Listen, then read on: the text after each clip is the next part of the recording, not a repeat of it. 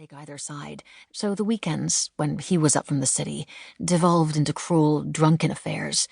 But Monday through Thursday, when it was just you and me and mother and grandmother, and Miriam, although we were to keep out of Miriam's hair, to which she replied, "But she doesn't really have much hair," which earned you 20 minutes in the mudroom. Those sweet summer days were as close to bliss as we knew. Weekdays began with breakfasts on the sun porch, where we wielded silver cups engraved with Mother's first name, from when she was a girl. The evenings began at 4:30, when we'd wake Mother and wash our faces and change into what Grandmother called proper clothes for cocktail hour on the flagstone patio. Silvery martinis for the adults, except Miriam. And for us, cordial glasses with chilled tomato juice and lemon moons.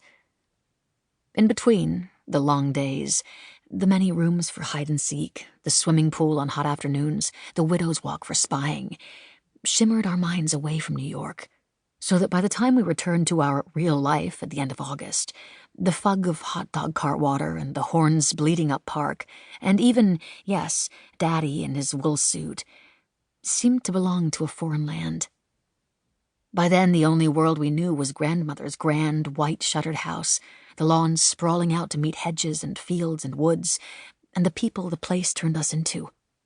Orfangs, your word, with British accents, or pirates lying in wait under the bay laurel hedge, or a superhero who could blast villains, you, and a bad guy who ate children in one gulp, me. But Daddy and Grandmother and Mother had dipped their toes into the topic of the stock market at cocktail hour on a Saturday evening, which meant Miriam was with her family, which meant Daddy was bartending. He made doubles. Which meant he started bragging while Mother heated up the casserole, and Grandmother's tongue was loosened enough to call him a greedy fool, which made Mother leave the casserole in the oven and lurch toward Grandmother to say all she had to do to find one of those was look in the fucking mirror. They moved into the parlor. We scavenged a dinner of fairy toast. I turned off the oven and made you tiptoe up the stairs. I tucked us into bed. You said I'd forgotten to brush your teeth. I told you we were punishing them with cavities. Do you remember how that made you giggle? Do you remember you conked out in 3 minutes flat? Eventually, Grandmother turned off her hearing aid and retired to her wing. By the time she left for church, Mother and Daddy had been fighting so long that what was left of the casserole was clumps of cheese and shards of ceramic littering the kitchen floor. But we never could have imagined Daddy would punish us, too, and make us leave a whole month early, and before Grandmother returned. The sound of breaking glass carried up from a window below. The light was shafting through the Devil's Ramble, that glade of Japanese maples leading into the woods just beyond the southern lawn, with a quality Grandmother had described as the gloaming, even though it was a July morning of full sun. I wanted to investigate, but we'd have to get through the adults. "May I please have Topsy?" You had climbed up on the railing again, solemn, teetering. "I just gave him to you." Your lower lip quivered. You pointed to the roof below us, where Topsy lay sprawled across a shingle, out of reach. I sighed long and hard. You began to bawl. Now they'd find us for sure. "I'll get him, okay? But you have to shut up." You nodded, snuffling your next cry. I lay down. I reached out my arm. There was no way. I sat back up and rubbed my bicep, sore from being pinched between the wood.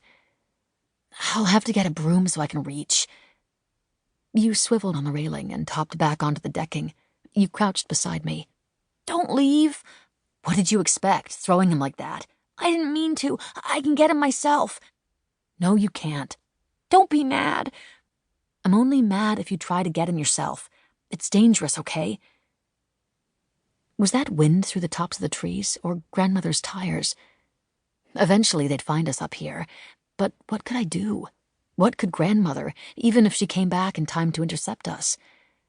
I wanted to belong in an idea of Connecticut that didn't exist, for the moment at least. If only we could fly down to the Devil's Ramble, shot through with beautiful sun in a way that made me ache. And now a gentle breeze, which flurried the Japanese maples and the colorful rags tied to their branches. I'd thought for sure Miriam would have snipped the rags off by now, relics of a tie-dye activity Mother had organized. Of everyone in our family, even you, Mother was either the most fun or the least, depending. You'd told me.